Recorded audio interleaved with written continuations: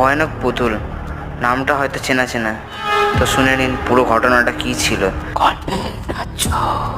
শোভাবাজার, হ্যাঁ, এই জায়গাটা অনেকই চেনা জায়গা আমাদের প্রতিটা কলকাতা মানুষের জন্য। ঠিক, শোভাবাজার এক পুরনো বাড়ির কথা, যেখানে একটা পুরনো পুতুলকে নিয়ে অনেক রহস্য রয়েছে। পুতুলটা ছিল একটি ছোট মেয়ের কাছে।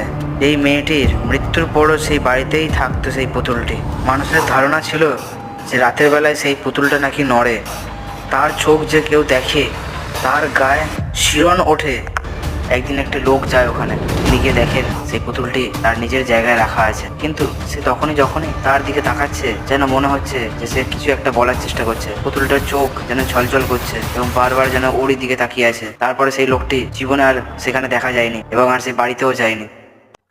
তো দেখা হচ্ছে নতুন ভিডিওতে।